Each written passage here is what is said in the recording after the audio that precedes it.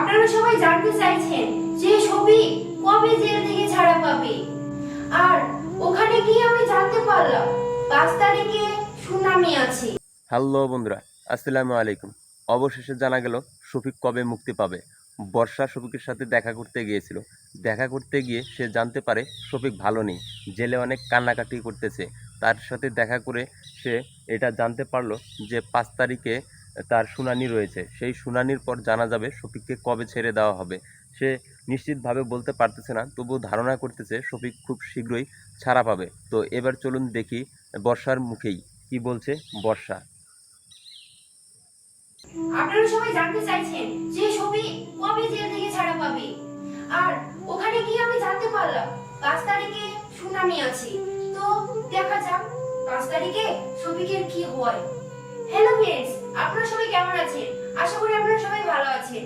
আর আমার যত friend followers আছে অনেকেই কমেন্ট করছে বর্ষা বোন শফিক কবে জেল থেকে ছাড়া পাবে।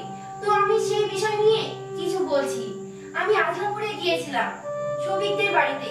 তো আমি শফিকের মার সাথে কথা বললাম। আর শফিকের মার শরীরটা ভালো নেই। আর আমাকে দেখার পর শফিকের মা অনেক কান্নাকাটি করলো।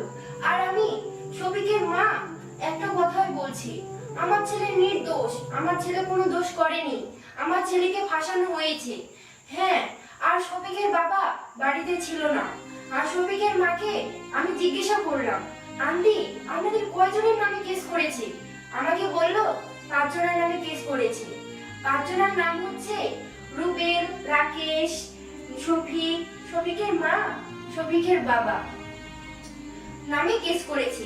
আর হ্যাঁ, শফিকের মাকে বললাম যে আন্টি আপনি ক্যামেরার সামনে আসুন, শফিকের নামে কিছু কথা বলুন। শফিকের তো অনেক ফ্যান ফলোয়ার আছে, আপনি শফিকের নামে কিছু বলেন, তাহলে তো শফিকের ফ্যান ফলোয়াররা জানতে পারবে যে শফিক দোষী না নির্দোষী। কিন্তু শফিকের মা আসতে চাইলো না, ক্যামেরার সামনে আসতে চাইলো না। তাও আমি বললাম যে শফিকের শাওরি তো ক্যামেরার সামনে এসে অনেক কথাই বলছে, আর আপনি কেন আসবেন না? কিন্তু শফিকের মা ক্যামেরার সামনে আসলো না। যদি কোনোদিন ক্যামেরার সামনে আসতে চাই তাহলে নেক্সট টাইম আপনাদেরকে দেখাবো। তো আমি শফিককে দেখতে গিয়েছিলাম। শফিক অনেক কান্নাকাটি করছিল।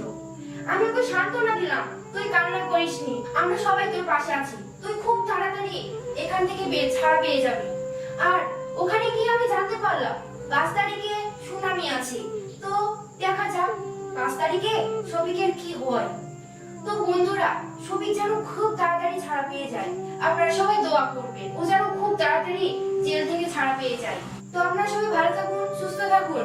আমি যতটুকু জানতে পেরেছি ততটুকু বললাম। আর 5 তারিখে কি হচ্ছে না হচ্ছে পরের ভিডিওতে জানাবো।